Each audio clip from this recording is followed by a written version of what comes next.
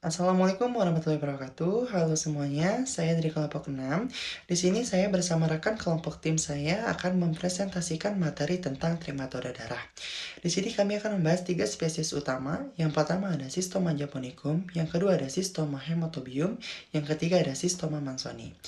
Mari kita bahas pengertiannya terlebih dahulu. Trematoda darah adalah cacing parasit dari kelas trematoda yang hidup di dalam darah.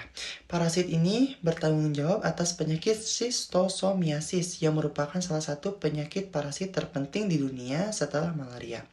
Trematoda darah merupakan cacing kelas trematoda yang memiliki banyak perbedaan dengan trematoda lainnya. Di antaranya, alat kelamin jantan dan betina terpisah, cacing dewasa berbentuk silindris, tidak pipih, ekor serkaria bercabang, telur tidak beroperkulum, tetapi memiliki duri yang letaknya berbeda. Selanjutnya, mari kita bahas tentang siklus hidup. Siklus hidup Cystoma melibatkan dua inang, siput air tawar sebagai inang perantara dan manusia sebagai inang definitif. Berikut adalah tahapan dalam siklus hidup Cystoma. Yang pertama ada tahap telur.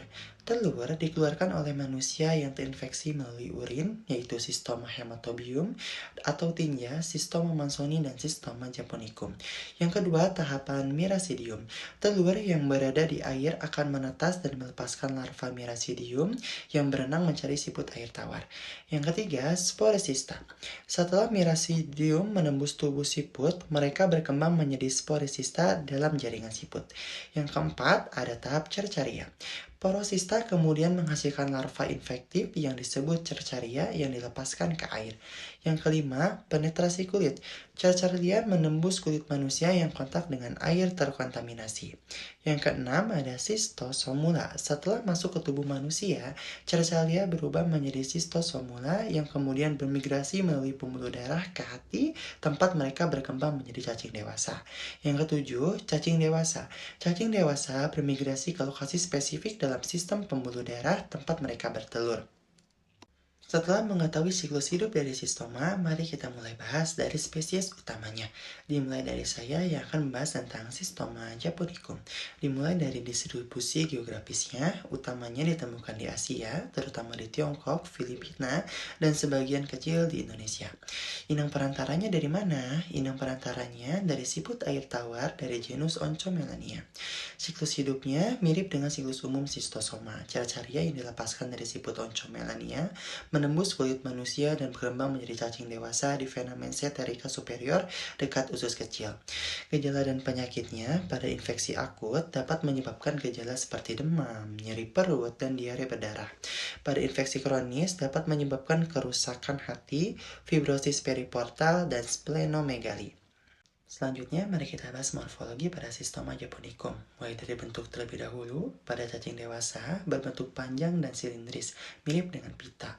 Untuk ukurannya, pada jantan panjang sekitar 1-2 cm dan lebar sekitar 0,5 mm. Untuk betina, panjang sekitar 2-2,6 cm dan lebar sekitar 0,3 mm. Dan memiliki fitur khas pada cacing jantan, memiliki kanal gynecophorus yang berfungsi sebagai alat kopulasi dengan cacing betina. Telur Cystoma japonicum berbentuk oval dan memiliki ukuran sekitar 70-100 mikrometer dengan duri kecil dekat salah satu kutub.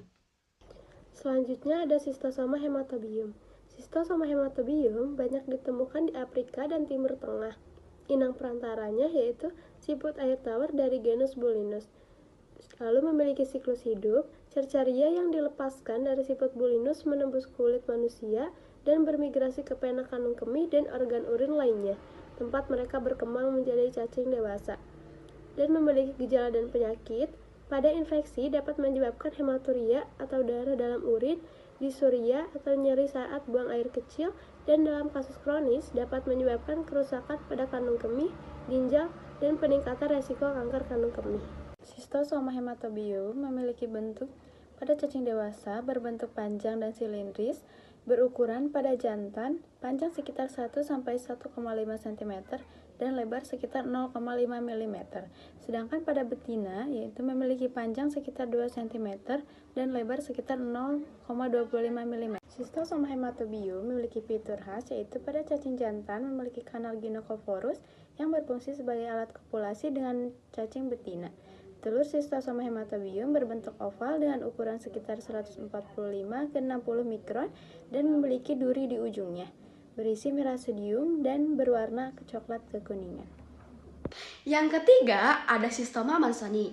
Mari kita bahas mulai dari distribusi geografis, terutama ditemukan di Afrika, Timur Tengah, Karibia, dan Amerika Selatan, terutama di Brazil.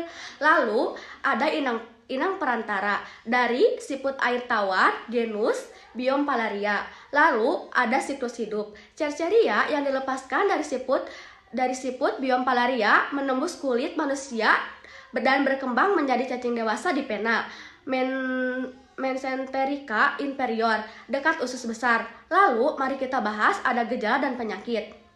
Infeksi akut dapat menyebabkan gejala seperti diare, nyeri perut, dan hepatosplenomegali. Infeksi kronis dapat menyebabkan fibrosis periportal dan hipertensi portal. Bentuk pada cacing dewasa memiliki bentuk panjang dan selintis mirip dengan spesies lainnya, dengan struktur tubuh yang sedikit melengkung. Ukuran pada jantan memiliki panjang sekitar 1 cm dan lebar sekitar 0,11 cm. Pada betina memiliki panjang sekitar 1,2 cm dan lebar sekitar 0,016 cm. Fitur khas, cacing jantan memiliki kanal ginecoporus yang berfungsi sebagai alat kopulasi dengan cacing betina. Telur Cystoma mansoni bentuk opal dengan ukuran sekitar 155 kali 65 mikron dan memiliki duri besar di bagian lateral, berisi mirasidium yang berwarna coklat kekuningan.